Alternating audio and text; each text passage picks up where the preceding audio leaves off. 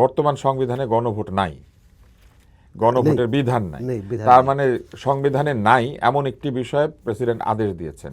President কি সংবিধানে যা নাই সেই বিষয়ে আদেশ দিতে পারেন কিনা, এই ব্যাপারেও কিন্তু অনেকে প্রশ্ন তুলেছেন। আমি কোনো প্রশ্ন তুলছি না, আমি শুধু অন্যদের প্রশ্নগুলি বলছি। তো তো সংবিধান এইগুলিকে ব্যাখ্যা করবে সর্বোচ্চ আদালত।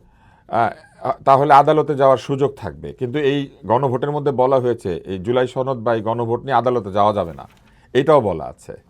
তো এরকম অনেক কিছু কিন্তু আছে। আপনি ভবিষ্যতে কেউ আদালতে যাবেন না, এটা কি আগে থেকে বলে দেওয়া যায়?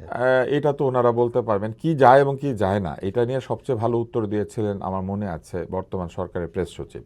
আমি একটা অদ্ভুত ব্যাপার লক্ষ্য করেছি যে আমাদের সরকারের প্রায় বিরাট একটা অংশ মতামত উনিই দিয়েছেন, ওনার মুখ থেকে এসেছে। তো উনি সেইখানে একটা অনুষ্ঠানে যমুনা টিভিতে আমার মনে আছে বলেছিলেন যে ওনারা যা ইচ্ছা তাই করতে পারেন, ওনাদের ম্যান্ডেট আছে, তো ওনারা যা ইচ্ছা তাই করতে পারেন।